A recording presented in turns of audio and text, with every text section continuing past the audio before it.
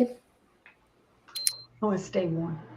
Hello. Good afternoon, everybody. I am so thrilled for today's conversation. I'm pinching myself that it's real. Like, I can't believe I get all these amazing ladies here to talk about holiday grief. Because if you've survived anything traumatic, the holidays are just hard sometimes. There's triggers, there's emotions, there's difficulties, maybe with your ex or your family or whatever that is. So today, I'm looking forward to this conversation with this excellent group of panel. I feel like I've brought in every expertise I can find on this. So it's going to be incredible. So as we get started, can everybody go around and introduce themselves? Maybe we'll start here. Georgia, am I right? And then Sharmen, and then Tabitha. So. Hi, I'm Georgia Shaffer. I'm a professional certified coach, a licensed psychologist in Pennsylvania. And one of my favorite things is group coaching. I have a group, Rebuild After Divorce. That's awesome. And I'm Sharmen Kimbrough, and I have a practice called Live Found, and I do group coaching as well, one-on-one sessions, and work really with trying to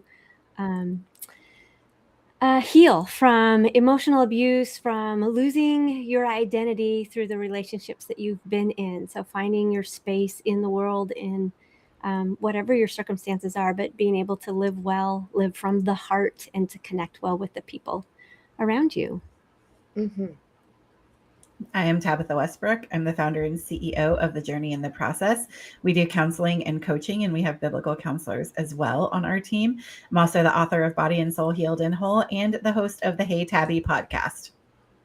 Well, awesome. I'm so excited about all the expertise that y'all bring to the table here and looking forward to how this conversation goes. And so all of y'all have beautiful, different complementary angles, therapy, life coaching, spiritual care. Can each of you share what you've seen this time of year stirs up in the heart of the women you walk with and the grounding personally means to you during the holidays? Well, I think this time of year brings up the tradition of giving and receiving gifts. And that can bring up all kinds of emotions. For example, if a mother doesn't have much money, is barely making ends meet, and maybe the ex has all this wealth and resources and gets, the latest play system or the latest pocketbook, or I should say designer bag for their daughter, that can bring up feelings of competitiveness, less than. People use gifts as strength, so to speak, emotionally. So I find the whole issue of gift giving can be a real trigger for a lot of people. Wow. Yes. I think a trigger that I see is simply the constant messages of peace and joy and connection. And, when families are broken and there doesn't feel like there's peace or joy or connection, you can go through the season feeling really displaced on so many levels. And so that creates just a sense of faking it, which, that breaks connections as well. But faking it, everyone else is having fun and, all the nostalgia, missing out on the nostalgia. And that can be such a huge trigger. Lots of pain and loneliness. Yeah. Wow. All you are. Tabitha, do you have anything to add to that? I do. I think one of the big triggers I see typically is all of the family style events. So there are kid programs and things like that where you see all the other families that feel like they're intact. Christmas Eve service where you go in and you see all the families that look intact with their children in all of the pretty or handsome attire and all of that. And you feel very othered, especially if it is a holiday season where you do not have your kids with you, perhaps they're with the other parent. And so that can make you feel as if you don't belong. And that's a very hard place for people to be. Wow. Yes. Wow. All of these things are so true. And we see that in survivors we work with at Call to Peace Ministries. Y'all said that so well. When grief or old triggers surface, sometimes out of nowhere, what are some simple practical grounding tools you encourage survivors to use in the moment? I think one of my favorites is lament. Honestly, we think of Christmas because we look at the Norman Rockwell paintings and we look at all of the advertising, and even like the Kroger commercials, the grocery store commercials can make you cry, right? They're meant to elicit a lot of emotion, but there is such a beautiful place for understanding the concept that that the light has entered the darkness and the darkness can't overcome it. And that really is what we see in the nativity, in the birth of Christ. It was dark. Things had been silent for so long. And the light came into the darkness in the most unassuming way, in the most, you know, quiet way. I mean, yes, there were angels singing and things like that, but in the grand scheme of things, it was gritty and dirty and not easy. And I think we identify with God in that space quite a bit. And so lament almost seems like, what do you mean lament during Christmas? But it can be such a beautiful thing because lament pushes us to Jesus. It helps us remember who he really is. And he knows we feel the grief. So allowing ourselves to feel that and experience that and lean into that can actually open us up to joy. I think a lot about the allegory Hind's feet on high places, and much afraid was walking with sorrow. And at the end, we see sorrow turn to joy. And it's a very gritty process. It's one of my favorite books for that reason. It's a very gritty process. But I think that to me is one of the ways to begin to ground yourself is don't deny yourself grief and lament. Allow yourself to lean into that because it does also carry with it the expansion for joy. Yeah, and I love that story too, Hind's feet for high places. Not only did they, Hind's feet, little much afraid, have sorrow, but the other one was suffering, her two companions. And, her journey was not an easy one to the top, but it was a transforming one. And I think when you were talking about darkness, Tabitha, I think sometimes just lighting one candle and seeing how that one candle, that darkness cannot overcome it, is such a symbolism. And if I can ground myself with beauty in any way, be it God's creation, if I can see outside or a beautiful plant inside, that helps ground me into the beauty of God, which isn't easy. Like you said, Tabitha, a manger wasn't a pretty place at all. It was dirty. Oh, sorry. I thought I heard Sharmen come back on and then it disappeared. I apologize. No, I think all of y'all, what you shared there was very important and touched into a lot of things. And I appreciate you sharing that. And I do love Hind's Feet and Hind's Places. That's a great book. Maybe it's a good book for people to read during the Christmas season if you've not checked it out before or something, just to, yeah. And I just love how our campaign that's going on right now, Emmanuel, how God is with us. And we get to be the hands and feet of these women that are walking through domestic abuse. And right now we're trying to raise $215,000 that we can continue to walk alongside women. And we have a $50,000 matching grant as well, so that we can be the hands and feet of women that are hands and feet of Jesus to women, that are walking through abuse. And so thank you for sharing that. All right. So for someone who feels overwhelmed, lonely, or like they're supposed to be joyful when they aren't, what gentle first steps do you recommend to help them care for their heart? Just honor those feelings and be kind and caring and empathetic to yourself. We can be compassionate and empathetic of others, but when it comes to ourselves, we start beating ourselves up. Well, you should be stronger. You shouldn't feel this way. People have it worse than you do. We compare ourselves. We do all these things when just be caring. Be kind to yourself. It's okay to feel this way. This is a process that I'm in, and it doesn't end overnight.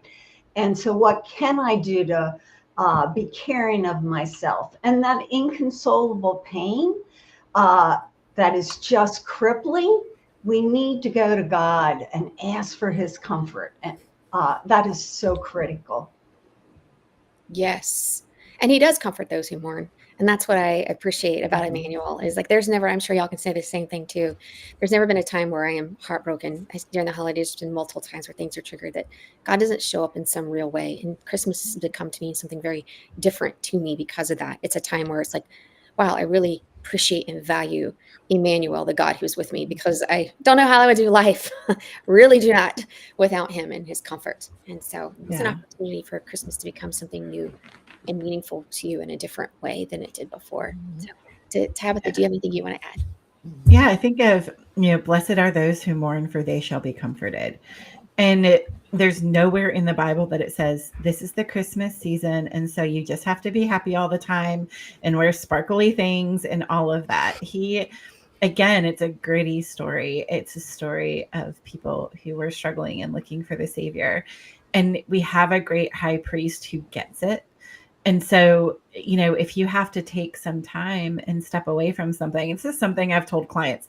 So, as we're doing this, it's the week after Thanksgiving, which I refer to as therapist Super Bowl, because everybody has spent time with family and the holidays are ramping up, and it can be really, really tough. And for people who are survivors, maybe you didn't have your kids in the way that you used to or the way that you would like. And gosh, it is hard.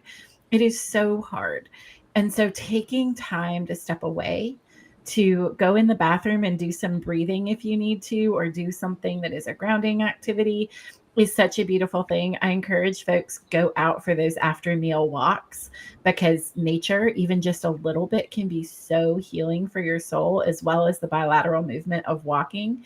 And doing little things like that can really help you. And also, when your kids are melting down, and we know that the holiday seasons have a lot of stimulation going on and all kinds of sugar and disrupted schedules and all the things, it can be hard for everybody. So taking that deep breath and going, you know what? This doesn't look the way I want, but let's go for a walk, guys. Let's go, taking your kiddos out for a walk if you're able to do that. And really like looking at things, looking, at the trees that you see, or the snow on the ground, or if you are not in the Northern Hemisphere, having on your summer clothes and putting on sunscreen and all of those things can be really calming to the body and take you out of that really dark space a bit. And so listening to what your body's asking of you and trying a few different things to see what works best for you in a moment can be really helpful. I agree. Thinking outside the box, to give yourself permission to do something that's not about the expectations or the tradition or what it's supposed to look like, can do a lot, just to break the cycle of those negative feelings, being in the pit, right? It breaks that cycle of that and gives you a chance to be creative, right? Because you're thinking outside the box. And that's a vital element for resilience. So being able to give yourself permission to think of things that are not the normal, and to not just get hung up on what it should look like. Mm. And I would say too, creating new traditions, right? So Yeah. if this is maybe early on in your journey and you realize things have changed, you're not maybe in the relationship that you were, or things are just different, create something new. You might have always wanted to go pick out a Christmas tree in the woods. Now, I don't know where you live. If you live in the middle of a city, that could be harder. But you may have always wanted to do something in particular and were not able to do it. Is that something you could try this year? And again, progress, not perfection. You can go try it and be like, well, that was not it for me. And that's also okay. That's not a bad thing. But to lean in and try different things that maybe you wouldn't have in the past, or that you've always desired, or creating a new tradition with your kids, with yourself, that maybe gives you a little bit of an experience this holiday season. And again, you can try all kinds of different things. Yes. And don't be afraid to try something new and have it mess up. When you said go cut a tree on your own, I did that. It didn't go well. It kept falling over. Then I was crying because I was like, I can't do this anymore. And it brought up other grief. And it's okay, because I learned something new. I was like, I'm great with fake trees, and that's okay. I can get a little tiny real tree, but I can't manage a big tree by myself. And so it's like, okay, try something new, and know that sometimes the new may not work out very well. You may get stuck going up the mountain in the snow like I did the first time I tried it. But you learn, and you get to try it again in a different way and say, you know what? This is part of the experience. It's part of the story. And I'm just going to get back up and I'm going to try again and make new memories. And you get to do that together, and you get to figure out what works and what doesn't. It's not going to be perfect. It's kind of crazy the first year. One year I got a Charlie Brown straggly little fake Christmas tree, and I didn't like it at all. It depressed me. So it's up in my attic. So that was trying something new, and nope, that's not going to do it. That's not it. Mm-hmm. Yes. So be okay. Listen to your body. Kind of hear what you're saying, what you like, what you don't like, and give yourself grace. It's important to hear what's going on inside and walk in that. So I appreciate you sharing all that. So how do we? So we kind of talk about this a little bit more. We talked a little bit about grief. How do you help survivors make room for honest grief? Because it's important to feel that grief and not shove it deep down inside. What do you tell the people that you're working with? I tell them to schedule it. Like, honestly, put it on your calendar, because we run from grief. We struggle with it, I think, just as a society in general. But giving space for that. And look, here's the thing about grief. It's sort of like waves in the ocean. It doesn't always stay contained, and you can't always put it on the calendar, though we can, at least make space. And sometimes there's going to be that rogue wave, no matter how good you're doing, no matter how much healing you've done, that is going to sneak up from behind and smack you and drop you under the water for a little bit. And that's okay. That doesn't mean that you're broken or that you've done something wrong. It means you need to give your soul some gentle compassion. And, you might need to come up from underwater and sit on the sand with Jesus and take a few deep breaths and work through it. And that's okay. And again, it's not a testament to how well or how little you've healed.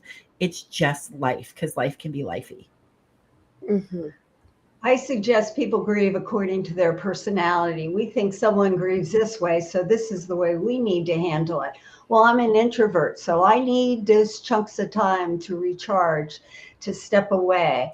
Whereas I have an extroverted friend. She likes to grieve out loud and talk about it. That's you, Lauren. Some of us like to grieve by controlling things, be proactive, and others say, tell ourselves it's all going to work out. I just need to chill. But the point being, how do we grieve, and being authentic and giving ourselves permission to be and grieve that way? It's not an overnight process. And so it takes time. I think it's also not a done process, meaning one of the milestones of healing that I often tell people is that you have to be able to find your stride in real life between the grief, which says it's not what it's supposed to be, and that radical acceptance of, but it is what it is. So finding your stride in there means carrying the feelings of grief. They don't always feel so overwhelming. When they do feel overwhelming, make room to feel them for what they are. But at some point, to live life, you still have to be able to choose your next step. So finding your stride between the two. It's not what it's supposed to be, and feel that, the weight of that. And it is what it is. You've still got something to work with, to step into this day, to live this day differently or well, or, in whatever fullness God does have for you in the day. So find that stride. Don't just park in the grief and let it swallow you up. Yes. I'll also say, don't run from it, right? Yeah. This is one of the things I say a lot to. Uh-oh, Tabitha, I can't hear you. Can anybody else hear you? No. Tabitha, you went Our sound. silent. Oh, she's finding her sound. My computer just decided it was going to mute itself today. That was super fun. Anyway, apparently, interesting. So what I was saying before my microphone so decidedly to mute itself was, don't run from it, because what we resist persists. So if I say to you, don't think about kittens, don't think about kittens, we are all now thinking about kittens. Sharmen may be thinking a little more closely, because I saw her kitten in her shot a little while ago. But when we don't resist it and can lean into it, it actually ends up losing its intensity. And I have a quote. It's pinned on my Instagram, but I'm going to read it. So I do have my phone up so I can read it. But it's by a man named Jerry Sitzer, from a book called A Grace Disguised, How the Soul Grows Through Loss. And it's such a great book on grief. And he says, the quickest way for anyone to reach the sun and the light of day is not to run west, chasing after the setting sun, but to head east, plunging into the darkness until one comes to the sunrise. Wow. Love that. That's good. And I see somebody asking here, how do you grieve when you have kids all the time? Is it good for them to see your mom crying? I'll answer this really briefly, and I want to hear y'all's professional opinion. I have my daughter primarily, about 90% of the time. She's 6, now she's 14. My daughter's seen me cry multiple times, and I don't let her feel a lot of the things I'm feeling now. She's older. I don't really cry over my marriage that much, but I do cry in front of her. And she usually cries with me because she gets sad that I'm sad. And it's okay. She's learned to be able to say, watch me work through grief. Because I think it's important for kids to see I'm going to grieve, but I'm going to work through it. And something I always say is, I'm hurting right now and it's okay. You don't have to hold it or fix me for it, but Jesus is going to heal me. Jesus is, it's going to be okay. Life hurts. It's not supposed to be this way. God's written it on our hearts that this isn't supposed to happen, but Jesus heals and redeems and restores, and I'm clinging to him. And I believe he's going to do that for you and I. And so I think it gives them a context of, I'm sitting at the dinner table sometimes and I just start crying because it's been a rough day. And my daughter is somebody I feel securely, now she's 14, attached to. I may just start crying, and that's okay. It's like, I don't know. I love to hear a professional opinion on that, but that's how I do it because I have my child primarily. It's just not something that hides. So I remember when my son was consumed with some activity, I got my journal. And even though I couldn't do something out loud necessarily, I would either draw in my journal or write my honest feelings. And so that was a little space for me to grieve in a different way by writing, which is very helpful with the brain. yes. I will say if you're given over to grief, like, so there's nothing wrong with crying in front of your kids. There's nothing wrong in saying, hey, it's a hard thing. My caution on it is don't ask them to help you, right? Like, be the parent. Don't parentify them. Don't spousify them inadvertently by making them your emotional support. And that's, that's just not healthy for them. It's not healthy for you. If you are just not able to get above the waves, if you're just not able to get your head above water, I would encourage counseling or coaching to get some support with that, because sometimes we need the outside help.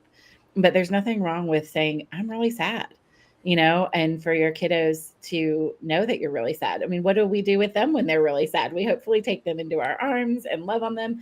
And you can say, Jesus is doing that for me in these moments as well. And that can be a really powerful way to let your kids know that there's space for big emotions in the home, which is important for their secure attachment as well, and for them to feel safe. So I think, like, if it's woe is me, we're not going to make it, what are we going to do? Don't do that in front of your kids. That's a bad idea. Right. But if it's, I'm feeling sad, you don't even have to tell them all the sad, just like, sometimes life is hard. And so I'm just feeling a lot of feels right now. And that's perfectly acceptable. I think that teaches the kids too, as well, that life is like, real life looks like this. Mm-hmm.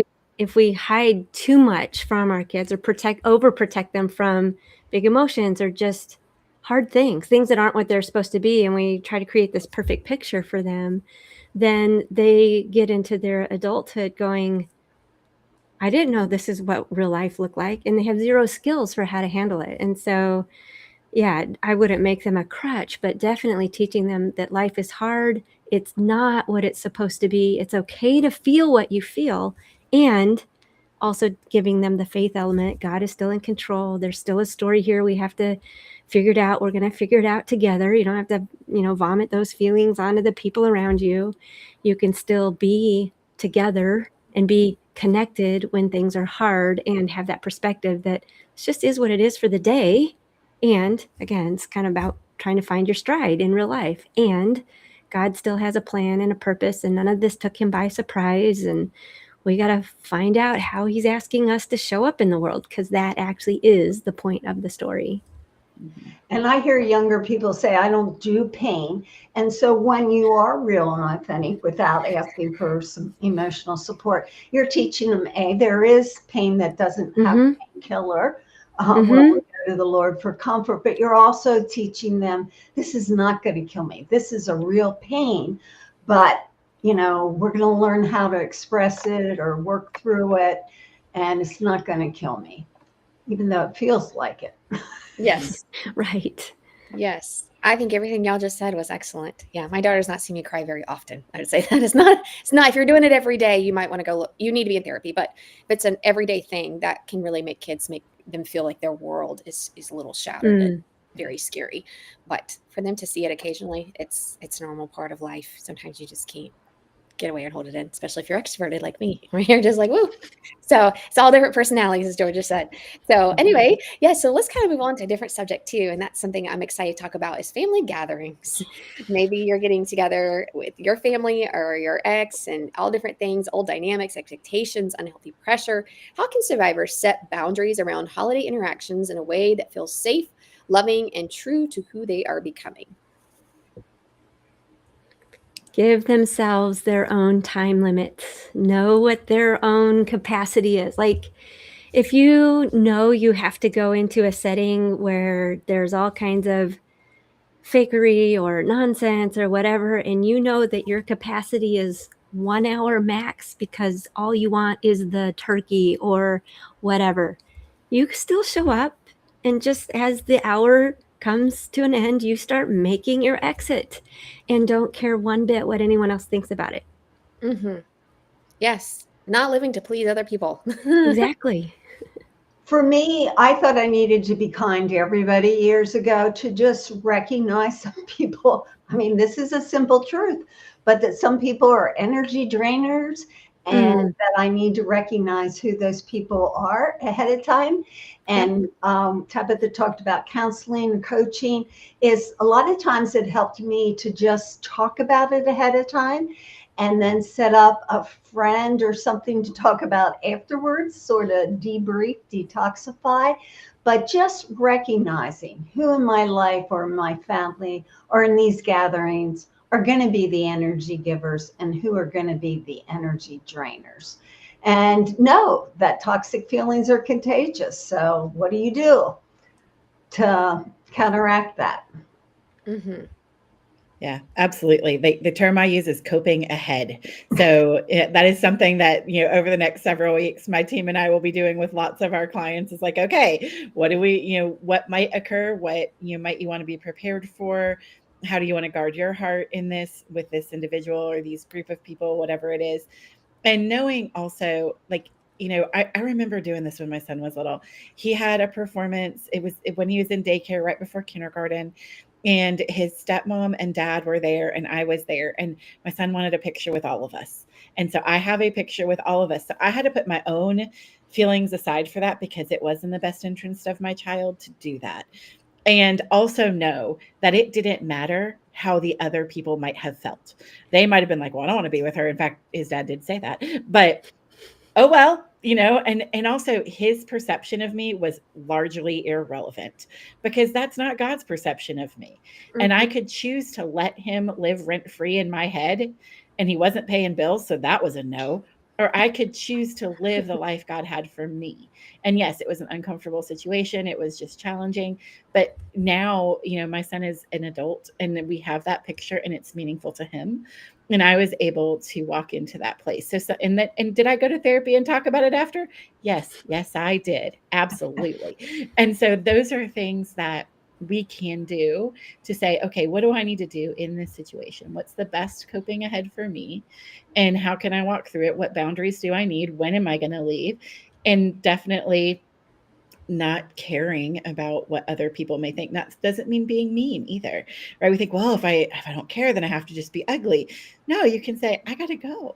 I got to go. I got another commitment. That commitment could be reading a book and watching paint dry. Totally fine. Watching paint dry. Sorry, that was There's funny. no obligation to spend time with toxic people just because it's a holiday. Zero obligation. There's zero obligation to defend yourself or to explain anything. And so, yeah, making room to decide how are you going to spend your time, where are you going to show up, and still be authentic. Because I think for any of us, authenticity is kindness. It's not becoming ugly or trying to be punitive or whatever. It's just, it is being kind, but we don't have to give that to people who are not kind in return, who aren't making real space for that.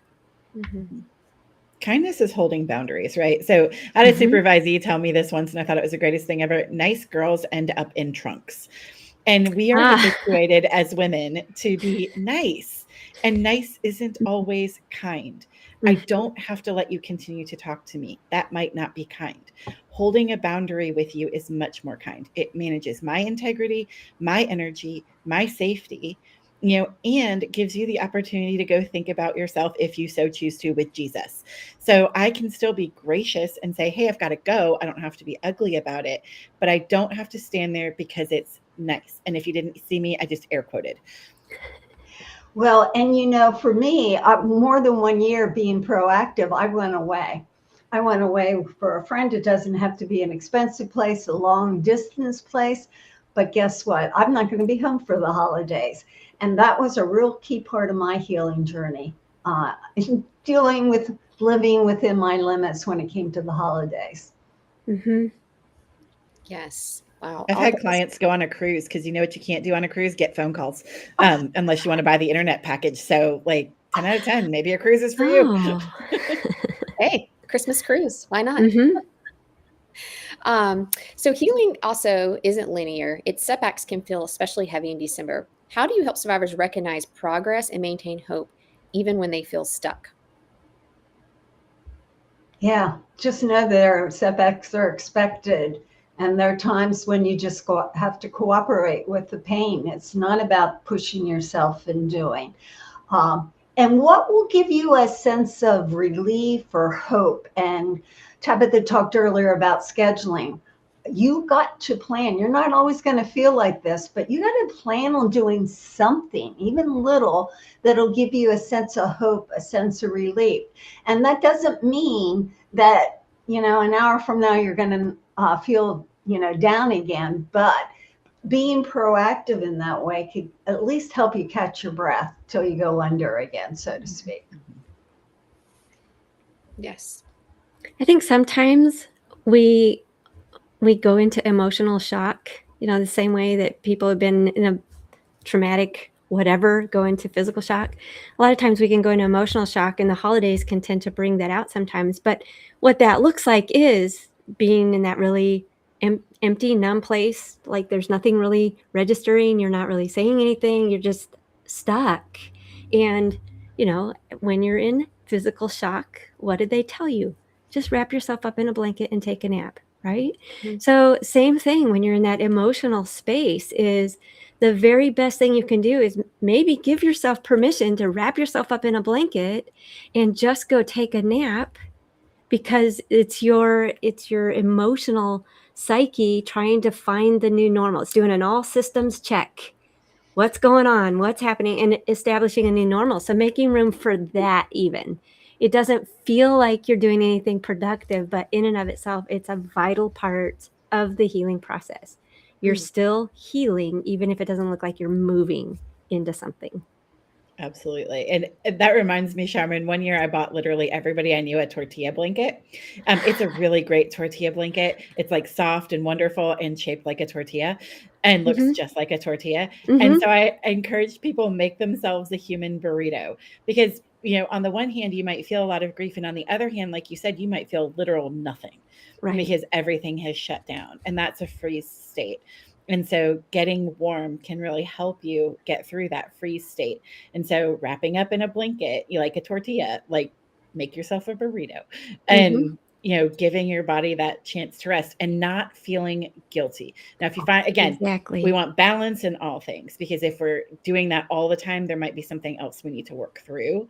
And so again, balance here, but there are times without feeling guilty. And this is so hard for so many survivors that I know, but I'm not productive.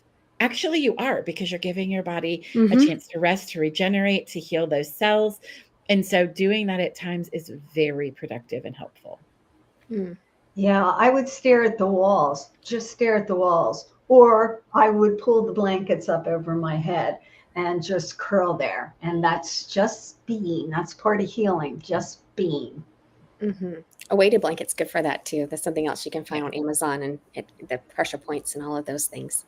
They really help. So I got one for my child too, by the way. It's just... In our office, we have a weighted dragon, because of course we do. And so it's a big green dragon that's like heavy, and you can lay it on your body. It's fantastic. That's awesome. Yeah. Well, that's excellent advice. And also animals is good, to snuggling your pets, dogs. Something I read is that animals don't keep the emotions inside. So they actually, something about their bodies regulate us. So sometimes even just getting close to your pet regulates your nervous system in ways you may not realize it. It's really amazing. So just throwing that out there, something I researched and found out recently. I was like, oh, it's kind of cool. So anyway, survivors a lot of times too, as we know, struggle with faith. It's really hard during the season, especially with everything we were talking. Well, obviously we love Jesus. I'm not saying that, but like being at church, there is so much cultural norms and talk at Christmas time that can feel really hard for survivors. You want to go to church, you want to be involved, but maybe you're scared. There's different things. Maybe your church has rejected you and you don't have a good church right now. What would you say to her? How is a way that she could find safe spaces and holidays? How can she cling to God when she's scared and still processing through things? And it's kind of a loaded question, so just pick a little angle, whatever one you want at that loaded question. One of the things that many people find helpful is there's a lot of online church Christmas Eve services.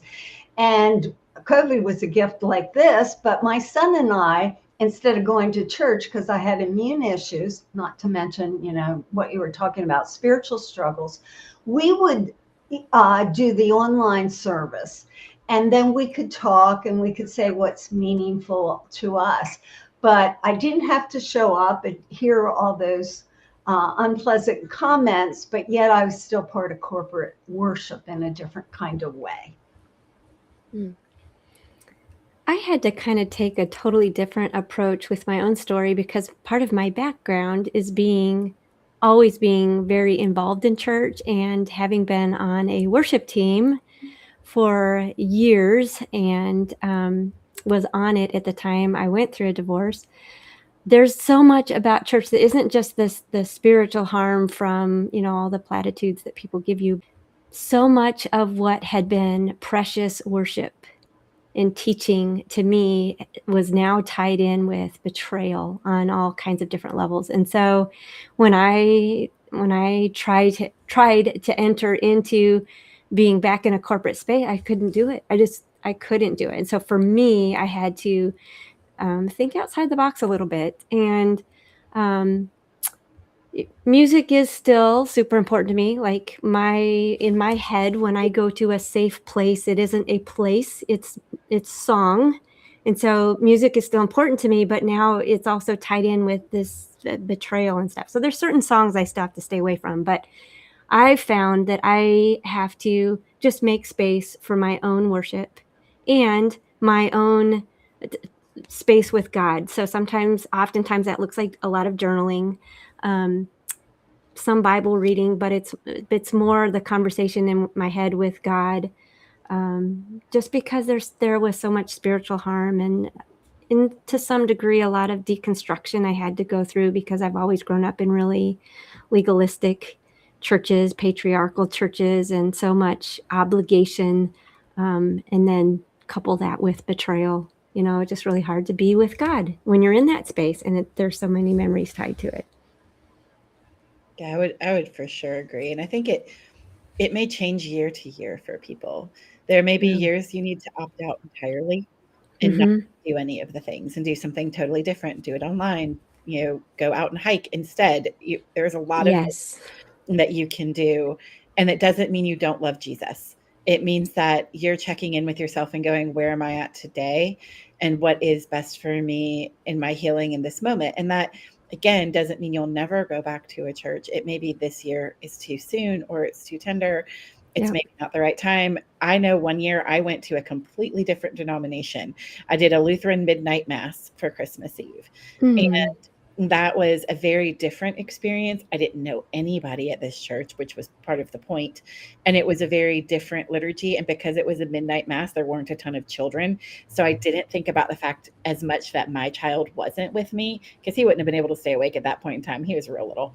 And so that made me, and not that I left him at home. He was at his dad's. Let me just make sure I clarify that. We were not just leaving a 2-year-old at home. But, it it was a different experience. And over the years, I've done different things depending on where I was in my healing walk. I'm okay to go to a Christmas Eve service or do a church function now, but there was a time where it was much more difficult. And so I would opt out at times and do different things. And that's okay too. Yeah, that comment of not yet. Maybe not yet. Right now you can't do it, but that doesn't mean never that you won't come back to that. But you're allowing yourself to be where you are and heal. Mm-hmm. And I think that pulls us out of, right? Because when we're survivors, we often end up in a black and white thinking, all or nothing sort of mentality, because in a lot of ways we had to do that to survive. It might have been what we were taught in our religious system, whatever that was. And so learning to live in what I call healthy shades of gray is really helpful of like, well, does God not love me because I can't walk into a church on the year that I'm getting divorced, or, you know, all of these things, or maybe my church really betrayed me and I have to reckon with that feeling and deal with the healing of that. Like, those are all things that I think that God is so tender with us in. And one of the questions I heard recently, and I forget who said it to me, but it was one of the best questions I have ever heard. So I am going to say it out loud here. It was, what was God's face like when it was looking at you? Mm.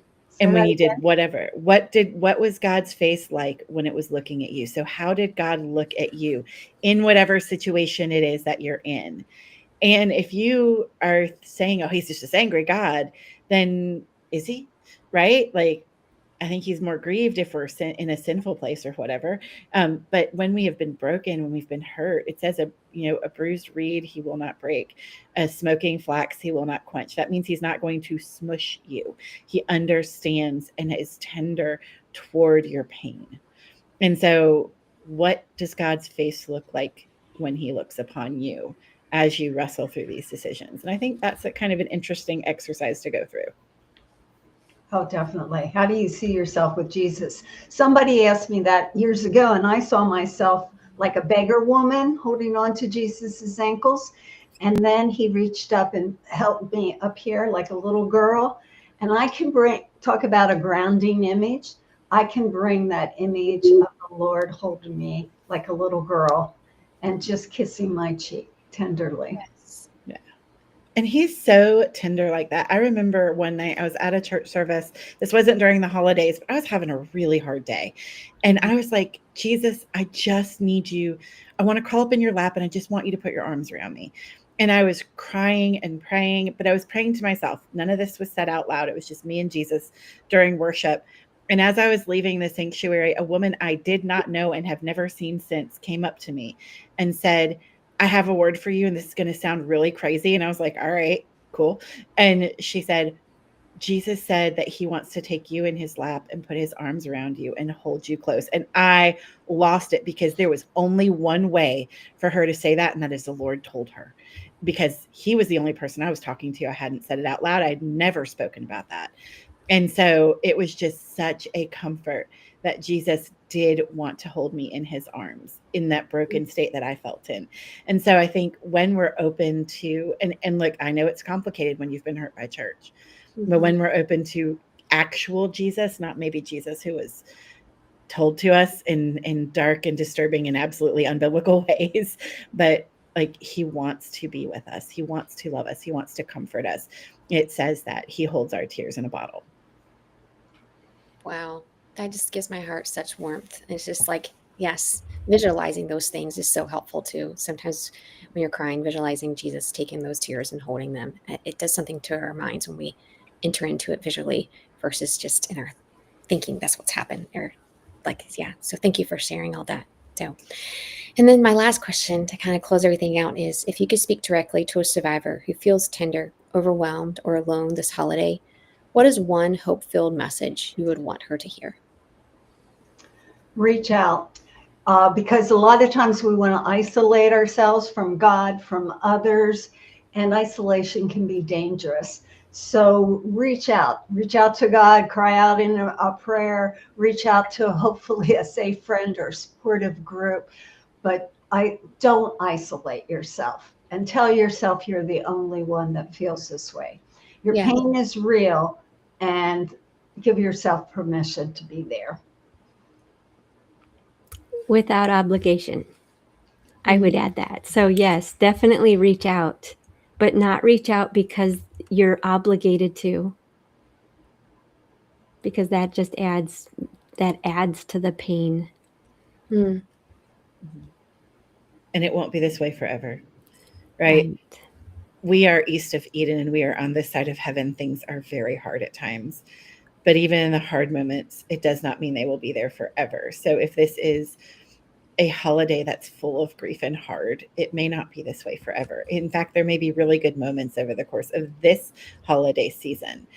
And so don't let a season define your life, and definitely build good community, healthy community. And if your people picker is slightly off because you're like, I have never picked good people, then that is a place where counseling and coaching can really be helpful to help you heal your people picker and do some better people picking.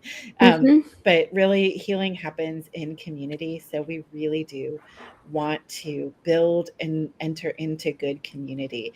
And it's so interesting. So many times in my own life, I have had all kinds of things in my head, and then I say them out loud with my lips to a safe person, and they're like, oh gosh, and they like lean in with me. Or if I am just thinking crazy thoughts like I am unlovable and this can never be good and nobody'd ever want to be around me, and I'm just here's the B word, burden, then I have a close friend that will come alongside me and go, you're not a burden, you're beloved. It's a different B word. I love that. Yes. Wow. Thank you guys so much for your time today and everything you shared. This was, wow, makes me feel Emmanuel, God with us. And like I said, that's our campaign going on right now. So if you feel led to partner with us, we do have a $50,000 matching grant. I talked a little bit more about the goals and what we're doing in this interview. So you can check it out on our page. And if you love these speakers, which I know you do, they're amazing. They're going to be at our 2026 Women's Retreat. That is super exciting. They're all going to be speakers there. So if I'll drop a link for that in the comments. So you can sign up for that too, and you can come to their sessions and learn more from them. So we're here as a community at Call to Peace Ministries to support you. So if you're feeling alone this season, there is communities here. We have the retreat, we have support groups, we have advocacy, we have church partnership. We have ways that you can join and volunteer with us and find a community that you may not been able to find before. And so we invite you to reach out to Call to Peace Ministries. I'll drop a link in the comment, and we love to be your community of support. And yeah, you're beloved. God, Emmanuel, God is with you. So thank you, ladies, for your time today. I really appreciate it.